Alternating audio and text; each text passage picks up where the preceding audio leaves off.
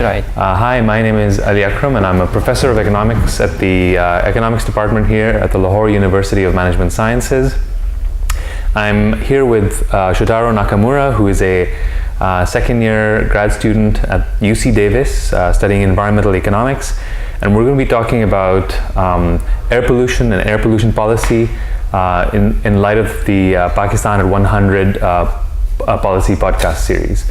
Shotaro, you want to say a couple of words about yourself and the work you're doing? Just 2 sentences, maybe. Sure. My name is Shotaro Nakamura. I'm a PhD student at UC Davis, and I'm visiting Pakistan basically to learn more about the context in which I'd like to conduct potential interventions or research on in different realms regarding the environment, so water, electricity, air pollution, and consumer and individual behaviors within different contexts. All important sounding issues for Pakistan. Pollution, electricity. I'm just trying to learn as much as I can at this point, and then see where I can go from there. Yeah. Exactly. No, thanks for that, Shotaro. So let's start talking about air pollution. This kind of major policy issue for Pakistan. Here in Lahore, we're very familiar with it. Every winter this horrible smog descends, and we're everybody suffers a little bit. So we have this sense for what air pollution is. Can you give us a bit of an overview? What do we know globally? What's going on? Can you give us a few words about that? Sure. Let's start with the health impact, because that's sort of the most salient something point that we all feel and see, right? Yeah. So there is sort of a relatively long tradition of this type of studies, the impact of air pollution on health impacts. One of the earlier examples is the killer fog in London during sort of the industrial era in the 20th century. And people have documented the impact of fog and found that it increases cardiopulmonary mortality. And then many studies have followed up on that tradition and found negative relationships between air pollution and positive infant health. So worse air quality is more likely that small children or babies are affected. These are more sensitive groups. So the elderly and the very young will be the most sensitive, and they'll be most impacted by poor air quality. Yeah. So this evidence is pretty strong, but sort of been mainly on the epidemiology circle. And economists have sort of recently, jumped onto this and have done their own studies. And we tend to focus more on causal inference rather than sort of estimating associations, which we can talk about a little bit more in detail. So I was noting, we spoke about this earlier as well, and so clearly air pollution is one of the leading causes of non-communicable diseases in the world. I think so it's got a huge death toll. So it's something important we need to. Shotaro, what do we know about air pollution here in Pakistan? Can we say a few words? And sure. I want to, of course, the point you just made at the end about the kind of studies that we do, the difference between causal and associational studies. We'll get back to that in a second. Sure. But what is the state of knowledge for Pakistan when it comes to air pollution? What do we know? Okay, so without talking sort of more specifically about sort of the methodology, some of the things that epidemiology studies have found is negative impact on sort of non-communicable diseases, say lung cancer, respiratory infection, strokes, heart diseases of other kinds. So what we know from Pakistan is basically an estimate using those types of studies and contextualizing in the Pakistani context. One of the numbers that's most often quoted is that 135,000 deaths per year are attributed to ambient air pollution. I think this is one of those facts that almost everybody's got on their tongue exactly. now. Yeah. And these estimates are important. We need to sort of quantify how serious these issues are. And then so we can sort of then act on and prioritize what kinds of interventions can be done and at what cost. So clearly the fact that assuming that this figure of 135,000 deaths a year is if we believe the quality of the work, and we'll get back to that we said. Clearly this is an enormous issue. Pakistan, I think, sees something like 250,000 or thereabouts deaths from diarrheal disease, something like that. For children under 5. 135,000 deaths from air pollution is same order of magnitude. It's big, a lot of deaths from it. So it's clearly a high value public policy issue. We need to deal with it. Yeah. I was going to ask you something. Could you speak a bit more to, what are the, is there work going on here, and what are the kinds of infrastructural or other things that we need to think about in terms of the study of this here in Pakistan? Yeah, so like the government, right, and researchers and individual sort of like awareness groups, NGOs have worked first and foremost on measurement. So there have been some initiatives that are made to sort of set up different air pollution monitors across Pakistan. I don't really know to what extent it's sort of integrated into so the world network of pollution monitors, right? So that like we can sort of take the measurements that we have and then use that data in a more global context. Yeah. Government has I think a couple of monitors around town, or a few monitors, I think like 5 to 6, I believe. Right. And then one of my advisors is working on a pollution monitoring project, and people's sort of willingness to accept that information and sort of behaviors around it. So there is one monitor associated with the project, and I think you were working on something. Right, so I was going to say, I want to pick up on what you said earlier about government and government monitoring, and that's actually something that we've lacked here in Pakistan. I think the Environmental Protection Department here in Punjab, in theory, has monitoring for Lahore, but that data is, I don't think it's available online. I have not seen it. The last I checked, it wasn't. Post it. But they post some of it, and but it's patchy. There's bits that are missing. Right. So it's a bit of an inconsistent seeming effort. But of course, government, I think, should be the driver for data collection. And there are these citizen and volunteer efforts that are going on. So there's there's an air quality network. I can't remember the name, but there's like a PAQI, I think. Yeah, the Pakistan Air Quality Initiative, and it's volunteers. It's people who buy this device, and they can measure particulates. Right. But that's only one part of the story, right? There's at least 6 or 7 sort of key pollutants that we need to measure, along with particulates. There's nitrous oxide and sulfur dioxide, etc. There's a lot of stuff. Yeah, and I guess sort of like consistently across the board, even the government, sort of researchers, private sort of citizen groups, they've consistently found pollution levels that are quite high. Yes. Like order of magnitude higher than, say, like a new US EPA standards would sort of require, or would suggest that we have. And even the Punjab sort of provincial level quality standards, it's still significantly lower than what we observe on an annual basis. Right. So we can sort of quantify the extent to which we need to cover. The question then is like, where do we set the benchmark? What is the sort of an optimal trade-off between pollution and its sort of negative health impact, right? Because pollution isn't necessarily sort of purely evil and it should be completely eliminated, right? Like that's a byproduct of our economic activity, and we need to sort of be aware of the pros and cons. Let's get back to that. I do want to talk about that. I was gonna move us toward thinking about how to study. So I think one of the problems that we just spoke about in Pakistan's context is the fact that, frankly, we kind of lack data. There's not a consistent long-run stream of data that we've got on air pollution, even though it's a key issue. It's hard to do this somehow. But there are initiatives coming online, and it seems like that just getting that basic sort of data infrastructure in place is kind of going online now. Yeah, so like that's like where that's a place. From then we can like people like us can jump on, or government can sort of initiate activities around. Citizens can sort of think further on. Exactly. Yeah. And of course, it's important to recognize that there's a full spectrum of pollutants, not just one or two types. We've got to monitor the whole bunch. Yeah, and then sort of for different pollutants, there are different health impacts. Some are more acute, some are more cumulative. I think PM 2.5 or 10. Wait, do expand on that first. So there's this issue, there's this thing between things that hit you in a more short run and immediate kind of way versus something that's more cumulative. Could you kind of expand on that a little bit? I'm not an expert. I'm not a public health person. Well, I thought economists were experts at everything. Huh? Yeah, that's what we think usually, but it's not true.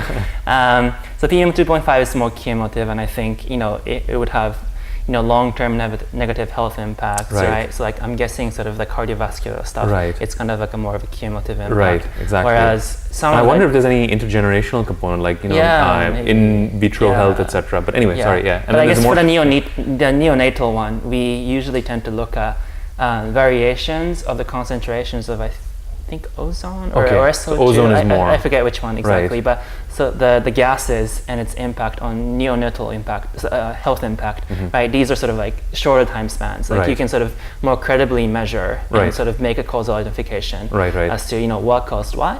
Okay. So I think economists have tended to study on something that can be easily quantified and easily that can relatively easily be sort of be claimed as causal. So I Okay. guess we've focused on that more. Right. I guess as far as sort of The more empirical short-term work's kind of. concerned. Yeah, exactly. Okay. So, speaking of the empirical Yeah. work, the next thing sort of I wanted us to segue to was more methodological. The quality of the studies, and I don't know, in Pakistan especially, given the lack of data, that's one issue. It's a fundamental issue. Yeah. But going beyond data, supposing we get the data, what do we do then? Like, what are the kinds of issues of causal identification? How do we say for sure that this air pollution caused that health impact? What are the so? Can you tell us a bit about how we do that? What's the work out there, and how do they do their Sure. Yeah. So the concern that we have there is basically what we call omitted variable bias, right?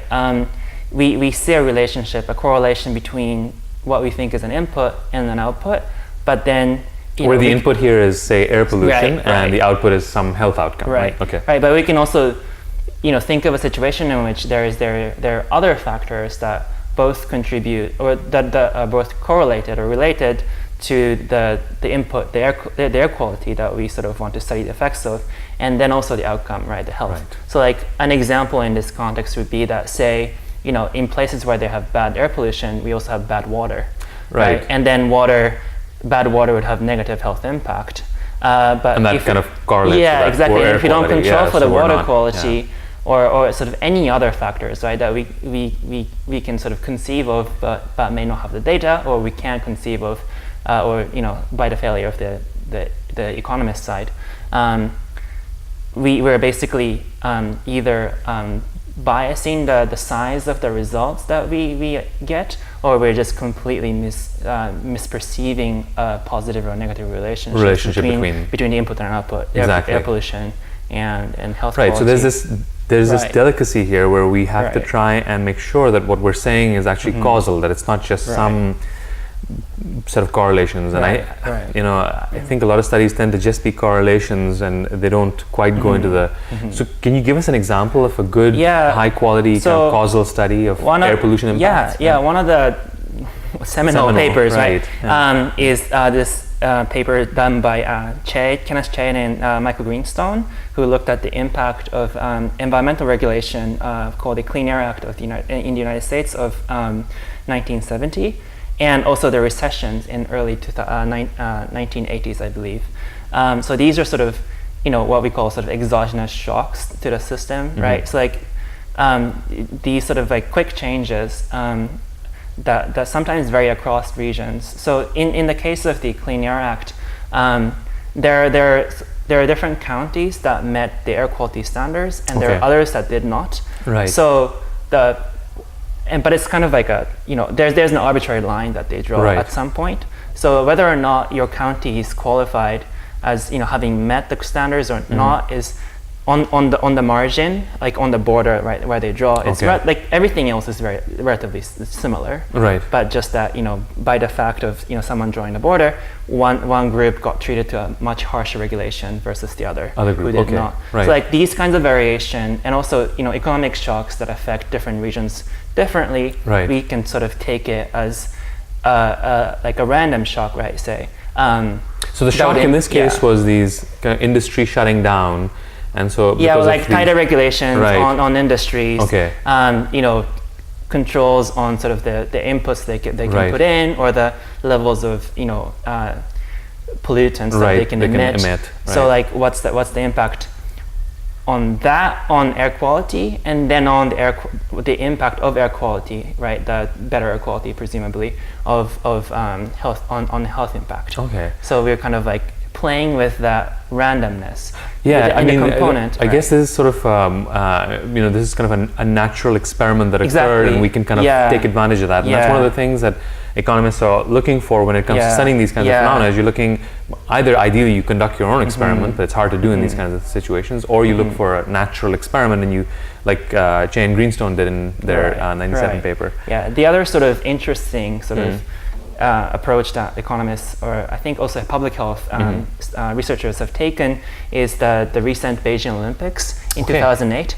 So during the Olympics, right, people are really concerned about air quality. Right. So especially Beijing's got this reputation. So like either the local government, the national government of China, or Beijing have taken up this initiative, right, and then engineered climate basically. They try to reduce sort of artificially the concentration of PM2.5 or any sort of so they deployed some technology to do that. I don't exactly know what they did on the engineering side, but this sort of like short dips, like short-term dips in air pollution levels have resulted in better neonatal outcomes. Interesting. So like, these kinds of sort of like plausibly random shocks to the system we can exploit and then sort of make causal inferences. Yeah. I was going to say, there's my dissertation advisor, Robert Mendelsohn, did some work with one of his students, Nick Muller, which is really interesting, and it speaks to the kind of pollutant. Not all pollutants are equal. There's pollutants that, in one sort of crude sense, there's pollutants that are very local, and there's pollutants that are more global, right? Like greenhouse gases they go up in there, it's all over the world, but then there's more local pollutants like sulfur dioxide, for example, that sticks around. And their neat little insight was that a ton of sulfur dioxide, for example, in a densely populated urban center like New York City, for example, is much more damaging than a ton of sulfur dioxide in, say, rural, farming territory of some kind, right? Less densely populated, so damages are lower. So damages, the cost of pollution kind of varies by where you are. That was a neat little insight that absolutely. And I think like that's one of the areas in which economists haven't traditionally focused on, kind of the spatial aspect of these things, air pollution. And I think that's one area that we can sort of learn more from, say, engineers, public health researchers, to sort of better incorporate their insight, and then then sort of bring our own expertise, and then create something more collaboratively. Cool. That's where. Okay, Shotaro. So let me ask a kind of bigger picture question. Sure.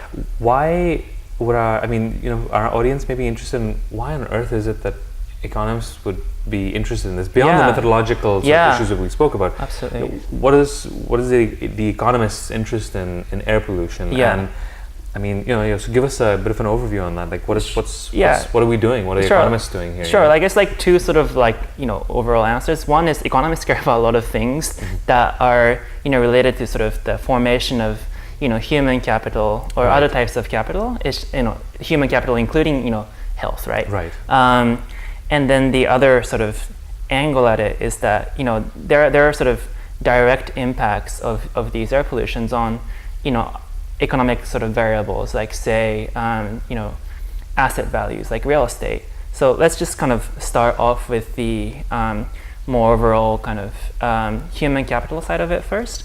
So aside from the health impact, obviously having a large sort of component, like having a large sort of impact on the formation of human capital, the other thing that economists have found recently is that air quality can also affect cognitive development, especially at the earlier sort of like neonatal stage, from acute sort of pollution levels. So especially young children are vulnerable to this. Right, exactly. Now that's interesting for Pakistan, by the way. We have one of the largest populations of young people in the world. I think the second largest in South Asia and one of the largest in the world. And we have so many. We have a high fertility rate. That means a lot of young people. There's a lot of children being born, and so they're subject to this kind of acute pollution. That's something we need. Pakistan needs to take very seriously for our human capital development. So sorry, please continue. So like I guess one of the papers that I've been familiar with is this one where they looked at they used the data from Chile of different households, and to sort of combat the sort of the methodological issues, what they did was they compared children within the same household who I think didn't move across the time span of the study. Okay. So basically what they can do is they can look at different levels of exposure for different children within the household, right? So like some are born earlier than the others.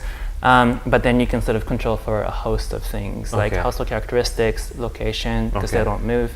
And they found that the effect of fetal exposure of carbon monoxide and also kind of like correlated pollutants like PM I think 10 I believe had those things have been shown to have impact on math and language skills. So this really at the fourth plays grade out in level, this very visible kind of way.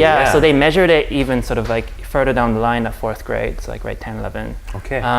So these are kind of long term. Right. I think the impact occurs early on at the fetal stage. Right. But then, it just kind these of carries can be, through. Exactly. So like many sort of, labor and education studies have, found that, there are large sort of like factor, like one of the largest factors that sort of determine, child's outcome is, not necessarily like what you do like once you get to school and sort of like training and stuff, like the magnitude of difference you can make on interventions in that realm is relatively small compared to what's going on much earlier. Like what goes on much earlier on, right, like from like up to like 5 years old, or even like during your mother's pregnancy. Right. So this is very sort of Jim Heckman style, the earlier the better.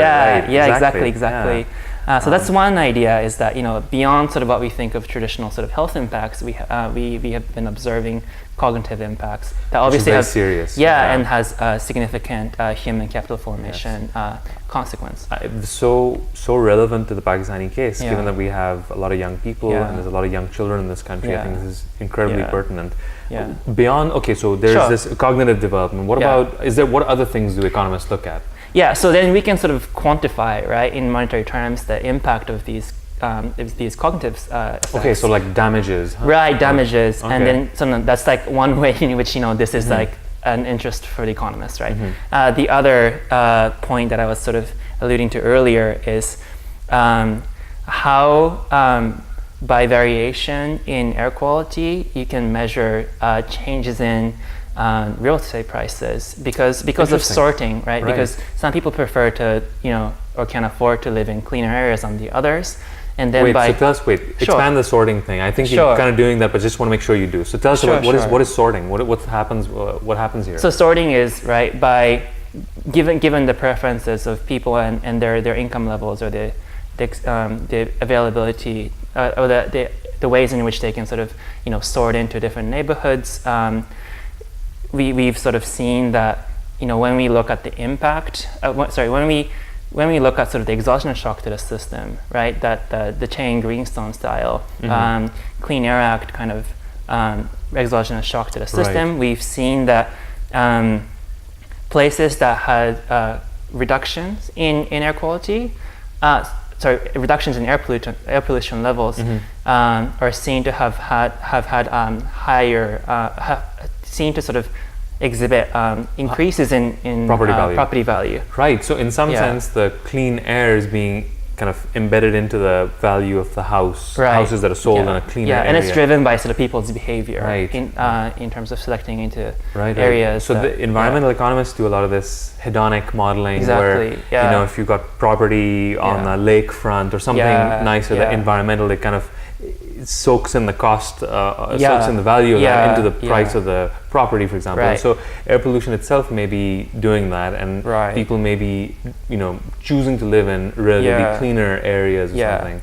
And the other thing that sort of you can see from the data is that if you start off in an area with relatively higher pollution compared to relatively low levels of air pollution, the same same effect size, the changes in air pollution levels result to different levels of changes in household. So it's real estate. There's monotonicity to it. Exactly. So when there is sorting, right, people who prefer to live in cleaner areas live in already cleaner areas, and those who don't or can't afford to don't live in relatively polluted areas.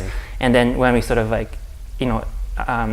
expose shocks to those two areas, the ones that are sort of populated by people who value clean air tend to sort of react more I see. in terms of housing value than those, So I guess, it's slightly non-monotonic kind of behavior of that. The thought that went off in my mind as you were talking about this was the fact is that there's rich people and poor people, and clearly richer people can afford to live in cleaner areas.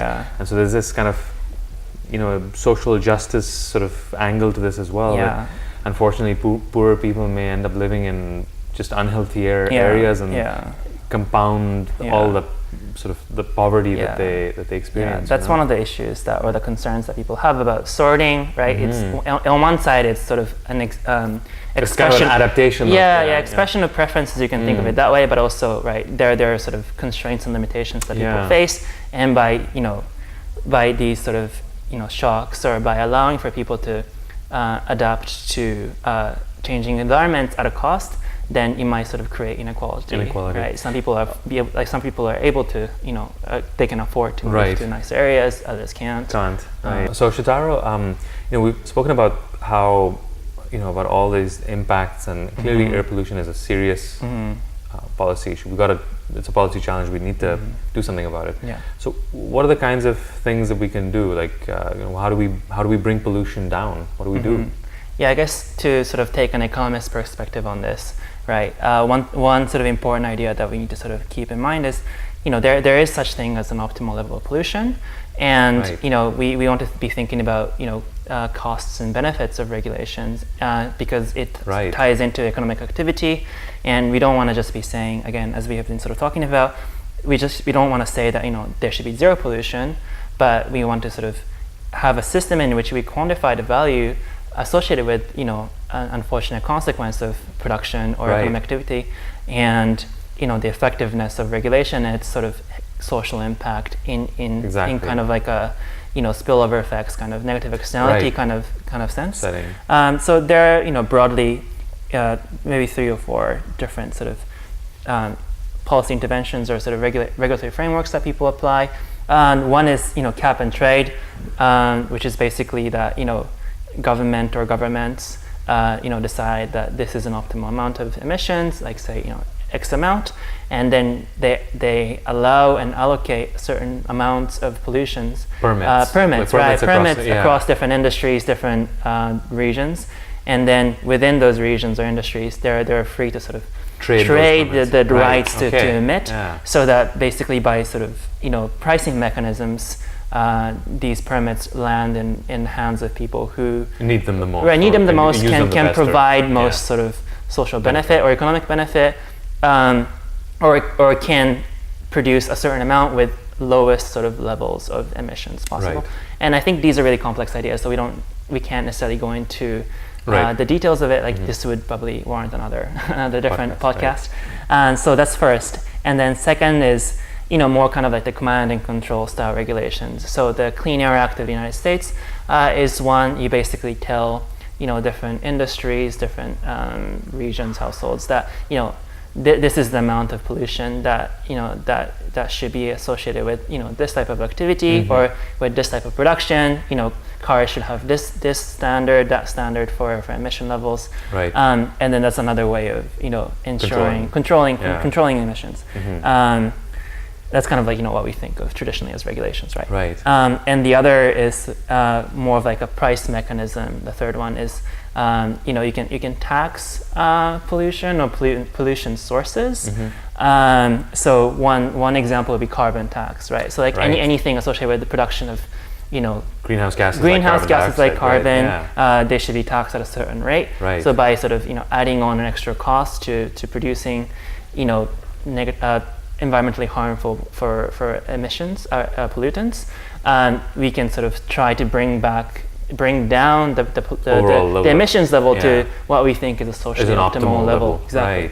So this is interesting. So there's this, there's this thing. The second one that you said, the command and control. I think that's exactly right. That people often think of that as, that's the way to solve it. But I think economists sort of shy away from something like that. That seems very parental, very like trying to control too severely. And I think the cap and trade idea or the tax idea is more along the lines of what economists like. Those are kind of the policy instruments that allow some flexibility and more sort of optimization. So I guess sort of cap and trade is like a whole different paradigm, and then maybe we can sort of like leave it aside for now for a little bit, but we can sort of think about the pros and cons, or the costs and benefits, or like the relative sort of effectiveness and relative costs of command and control and taxes.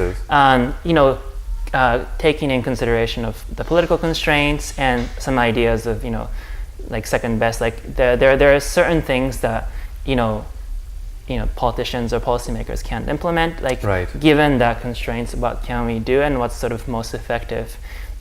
Acknowledging that like what we think of as sort of purely hypothetically sort of the ideal, right? Yeah. Like they can't, those types of regulations can be implemented, but maybe to sort of like contextualize this a little bit. I was going to say, can we kind of bring it home to Pakistan? Yeah, so we can maybe talk about maybe the auto industry would be a good example, because there's like production and there's sort of behaviors associated with driving the cars. So we can sort of talk about how we can intervene along the whole stream, right? And like at which points regulations would be most effective versus other points. So as for on the sort of the command and control type sort of regulatory framework, there are many places in which you can intervene. And one, I think, existing structure that can be sort of brought up a bit more by stricter enforcement, I think, is tailpipe emissions. So basically, finding the worst polluters, on the road, like you see like really old cars emitting really egregious kind of like black smoke, right? So that's like sort of like a visual image that we're kind of going to be thinking about right now. There is a rule, I believe, the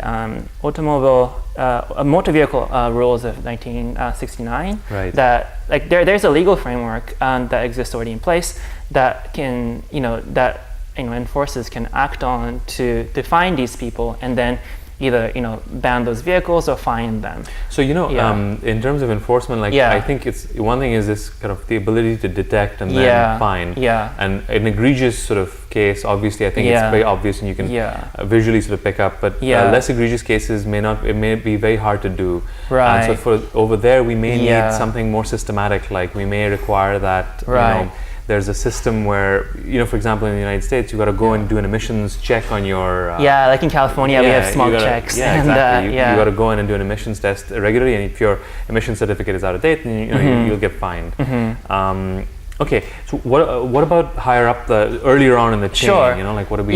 so like as you were saying, like trying to regulate every car that's on the road, and sort of like tailpipe emission regulation, like since these people are moving and there's sort of a behavioral and consumer response components to it, it might really be difficult to sort of really pinpoint and optimize the policies, regulatory policies along that line. So the other things we could do is sort of, put in place regulations on points that are relatively mobile, like fixed, like production side. So that's kind of like the emission standard. So that's a bit logistically easier, I guess. Right. So like that's like the type of regulations that are kind of like enforced upon automobile manufacturers. So that's kind of like the emission standards sort of concerns. And I think there have been sort of initiatives around that to sort of move up to the next level of emissions control, and also to have a wider access to the global market. As Pakistan has started building a lot of sort of like car assembly and manufacturing plants. So if we want to export, then there's standards that we've got to meet for export markets. So I think there is a room for sort of mutual benefit. So there's so the interesting thing here is that there's where along the chain do you kind of intervene, and you could do a tailpipe, mobile cars, but it's tricky, but you could be higher up the chain, for example, and maybe impose standards on automobile manufacturers and that kind of, so I guess, Shotaro, let's move on to our kind of last, the last sort of part of our conversation. I guess just kind of go back one point on that is we also want to be aware of potential responses of, say, firms and individuals to these regulations, right? What are they doing? Just be, so like, I guess one of the ideas about like why. So going back to cap and trade works is basically you set the policy outcome, right? You want this much emissions, right? And then you sort of like let everyone figure it out. Yes. But in the absence of those types of policies, we want to sort of target sort of exact behaviors or production lines, but that's harder. The negative consequence might already also exist, right? So like by sort of trying to regulate one group of activity, they might shift from that activity to other activities that also have emissions or like sort of negative consequences. Right. So like by say polluting, or by enforcing regulation in like in one region of the country, firms might shift their operations to other parts of the country, or by sort of having a more stringent regulation on say air pollution sort of air quality sort of standards, then firms might shift to other types of pollutions. They might re-optimize their inputs and emission source emittance. Emissions so, themselves. Okay. Shotaro, let's move on to the last sort of segment of our conversation. Sure. These are, I guess, the policy options are things that they're kind of long term, and they're, they're definitely. We need to do those things. They have to be. But in tandem, what is it that can be done? Like, what's more short term? What's more? I guess what are more personal adaptations? What are behavioral changes that can be made? So, is there anything on sort of a more short term and personal front that can be done? Yeah, I guess like on the personal front, we've been seeing really bad seasonal smog issues. Yes. Especially in Lahore and other sort of urban centers of Pakistan, and people have been wearing like masks and stuff, right? So that's sort of one behavior that people can adopt. So there's two issues there. One is the kind of mask that people can wear. I think people end up wearing these surgical masks, and they think it's doing it, but it's not going to do anything for them. Or even worse for you, I think. And the other thing is, of course, making it a norm. I saw it more and more last winter, where people were wearing masks. So it's not abnormal to do that. It's becoming a norm. I personally wear an N95 in the winter, and I hop into my Kareem, which is the local Uber. And the first thing I say to the driver is, "I'm sorry, I'm going to put this on. Don't be weirded out by this." But it's becoming more and more a norm, I think. So that's something we can do at a personal kind of level. These kind of. I think, and that's like for a room for economists to sort of understand how people behave, right? And how people can adopt these sort of adaptation sort of techniques. Yes. And how do we make it a norm, as you were saying? Like, should we make it more normal? Feel and should we like subsidize this? these things? Like, could that be an intervention that we can do? Do people know about sort of differences in effectiveness of, say, like putting a cloth like around your mouth, or a surgical mask, or N91 masks? Like, is that an information issue that people are just like not aware? Like by sort of by like informing people would probably be cheaper than subsidizing a whole product line, right? So like from the perspective of policymakers, we want to be informational kind of so we want to know like what are the constraints and what are sort of the margins, like on what margins can we make the biggest improvement. I also wanted to bring up the we spoke when we in other conversations we spoke about brick kilns, and you kind of mentioned that. Is there something on that front that we should talk about? So like I guess I was thinking more in terms of like sources of pollution other than automobile industry or like cars being driven on the road. I guess the seasonal smog thing, right, is largely driven by farmers, agricultural activity and burning, and then also other sources of air pollution includes like the brick kiln thing, or like a lot of sort of industrial activities that aren't necessarily regulated, but can be improved and can sort of meet sort of like the double bottom line kind of thing, where by adopting a cleaner technology, not only is this new technology more efficient and can produce more of the goods that you want to produce, but also has a positive sort of maybe more efficient positive externality for the world. Exactly. So like how do we like let people know that these things exist? How do we sort of understand the constraints that people face in adopting these new technologies? And also like should we subsidize them? Like what's sort of like a right sort of optimal level of policy engagement that one should Right. have, and I think that there's a room for economics research Right. to sort of further understand those things, right? Yeah. Shotaro, thanks so much for Thank you so much, this. yeah. This wonderful conversation. It's been informative for me, and I'm sure for our audience. So, do you want to kind of just give us your last few thoughts on Sure. As we conclude? Yeah, I guess just to sort of recap, right? We talked about what we know so far from the literature and also what's sort of pertinent in the Pakistani context. We covered health impacts, Right.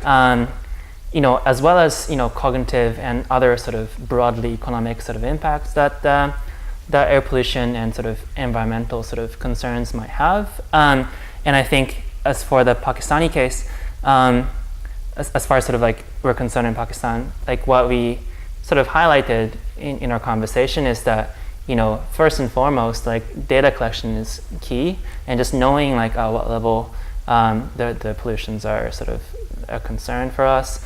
How should we sort of tackle them? Like what are areas in which we can identify potential sort of win-win situations or collaborations in which like we can identify like sort of like easier solutions for the Pakistani context, right? So that's I think that's one idea, like better data collection, and then collaboration with people who are engaged in these activities and industries, both on the government side or the private sector side, and also the sort of citizen group side. How do we sort of bring everyone together and then tackle these issues? Well, I'm going to put in a plug for economists. I'm going to say that I think it's important that government and even the non-government sector interact with academics and economists to sort of think about optimal policy. So because like there is a lot of informal knowledge that's been informal, as in there is no statistical analysis done on these knowledges on these types of knowledge. What we can do is formalize that, learn from that, and then phrase it and sort of build it in interesting ways that can be generalized and applied to other contexts, like within Pakistan or in similar contexts across the globe. So like the idea of generating knowledge in that sense would be, I think, really important. And I think Pakistan is a really interesting case and can really inform other people in the world about sort of how to sort of combat these issues. All right. Yeah. Great. Well, thank you for that, Shotaro. Thank you so much. All right. Thank you. Thanks.